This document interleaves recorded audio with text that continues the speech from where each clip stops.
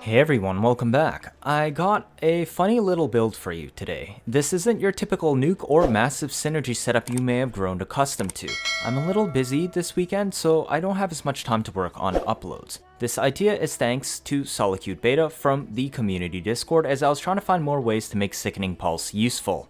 Basically, we're going to turn the Altfire of Cedo into a funny little AoE DPS toy. Yes, the Altfire, the thing normally treated as just a primer and has trash damage. We can actually make it kill things. It won't nuke, but it does kill in groups in acceptable timeframes and faster than the primary fire allows when against hordes. This also means it's better suited to Steel Paths, where we can take full advantage of the sheer amount of enemies. Basically, we're going to combine the innate CO and galvanized CO to supercharge our DOT damage created by the Altfire. We'll have all varieties of elements present, 7 to be exact. We're directly modding Viral and Electric on the build to make sure we max out Viral stacks and weigh the procs towards Electric. This way our Electric procs will be fully boosted by 10 stacks of Viral, and 7 different status effects feel both forms of condition overload present on the weapon. This works well because Prime Charged Shell has a much higher elemental weight than Incendiary Coat, meaning Electric is more likely to proc than if I modded for Heat. Additionally, because the Altfire of Cedo loves grouped enemies, this works better with Electric, which can chain across everything for massive damage increases, and can even hit headshots instead of Heat's linear increase. The grouping potential is what allows us to combine Electric with Sickening Pulse to take advantage of the chain scaling, which makes up for the lack of DOT damage doubling that Heat possesses with Sickening Pulse.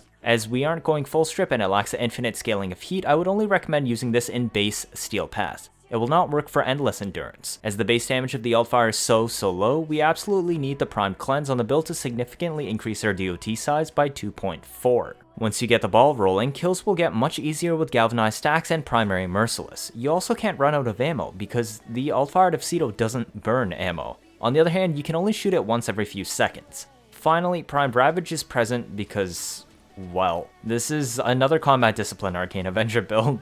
These aren't that many mods that we could slot in the weapon, so I went for Prime Ravage, as crits are the biggest damage source that's missing. We're doubling up on Prime Point Blank on the build because the AoE of the explosion from the glaive actually does not apply Galvanized Savvy's damage bonus. Only the direct glaive hits when it bounces gets it, so this gives the AoE a bit more oomph when proccing statuses. The Zephyr build we are running is interesting. Rolling Guard goes in the empty slot, I just can't fit it due to the polarity problems. We're essentially maxing out efficiency and range so we can spam Airburst and Sickening Pulse more easily, and drag as much enemies in as possible for the Electric procs. Neither of these two abilities use duration or strength, so we're dumping those stats. Zephyr's 3 doesn't really work on this build either with such low duration, but it isn't really needed with a 22.4 meter radius Airburst and Rolling Guard. The Tornadoes typically aren't needed either because the Cedo Glaive doesn't play nice with it and has a super long cast time and also has short duration on this build. Arcane Energize, since we don't have Prime Flow, and,